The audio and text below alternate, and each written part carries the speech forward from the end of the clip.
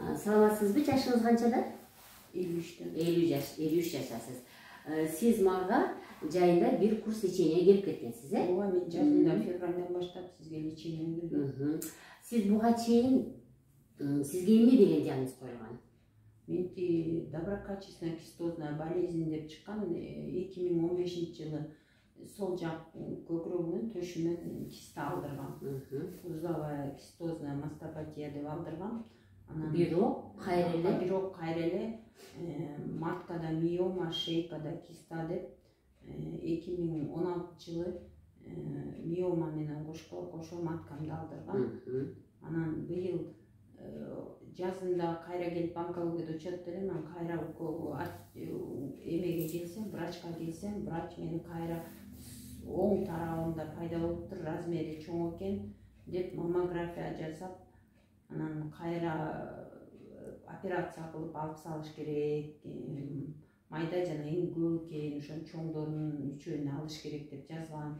Эме менен кистозная болезнь алыш керек, алып салыш керек деген. Анан мен операцияга барбай ошо былтыр во время пандемия ушул эженин эмелерин окудум эле, постторун, анан ушу канды, ички органдар тазалаш деп ушу Гүлсана Бапаеванын центрин интернеттен таап издеп таап келип ошону лечение алгам. Андан бери жакшы сезип атам, диета кармаш керек, эже ичкейди тазалаш керек. Сиздин сөзүңүздү бөлөйүн. Демек сиз леченияда сиз массаж алдыңыз, э? Эң керектүү лимфа массажды алдыңыз. Массаж полный.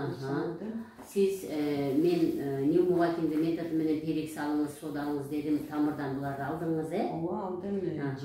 Анан сөзсүз түрдө сүйлүк курт алыңыз дедим, сиз сүйлүк куртты алдыңыз.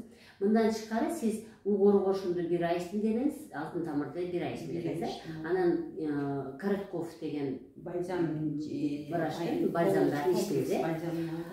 Урматтуу мекендештер, мен абдан бул адамды көрүп, бул тууганыңызды көрүп, мен абдан аябай сүйүнүп турган мезгилим.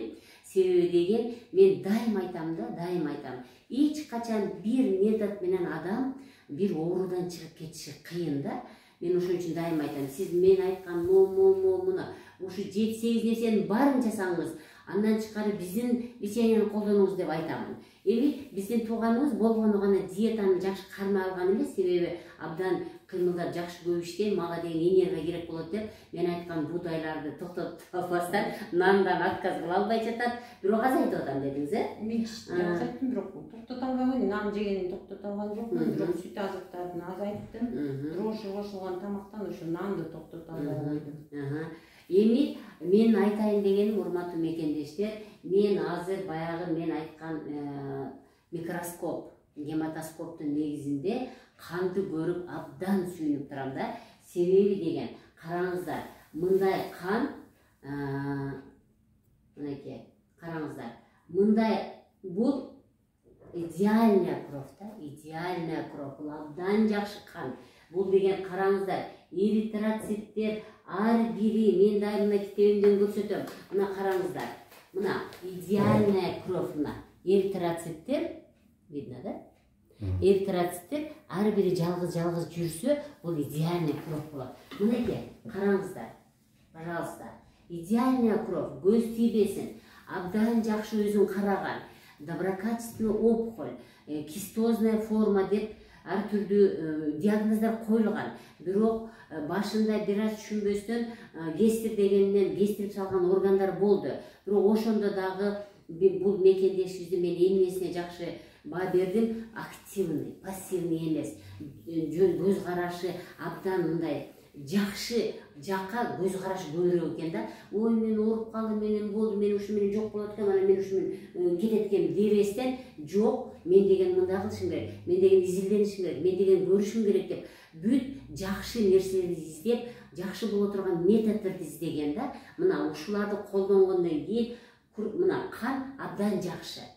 Эми бүгүн эмнеге келдим? Бүгүн мен сол жак кабыргамдын асты абдан ысып турат деп келди, канды көрдүм, уйку безде өзгөрүү бар.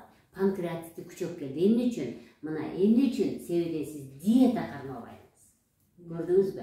Сиз эгерде ошол нандарды жебесеңиз, сиз ошол сүт оокаттарын азайтып деп атасыз. Азайтып эмес, сиз аны такыр эле жок кылыш керек да. Сүт оокаттарды такыр эле жок кылыш керек, ундарды такыр эле жок кылыш керек да. Ошондо мындан да жакшы болмок да. Мына азыр жалап этип келмек эмес да. Демек, диета кармабаган үчүн оң сол кабырганын асты жоон ичегинин бир бөлүгү болот дагы, анан уйку без болот да. Мына ошол бир аз кыйналып калган үчүн келди. Бирок в основном мен айттым да, мен сизди абдан аз сүйүндүрөм дедим. Кан тамырды мен немени карап эле, муну карап эле абдан сүйүндүм, ичимден абдан сүйүнүп кеттим дагы. Койчу дагы биринчи капляны көрөйүн, экинчи капляны көрөйүн деп. 2 капляны көрдүм. Чындыгында кан абдан жакшы жакка өзгөргөн. Урматтуу мекендештер, мына сиздерге пример.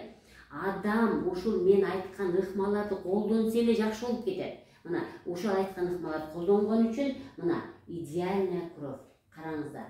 Действительно абдан жакшы кан. Мына мен жылдырып атам, караңыздар.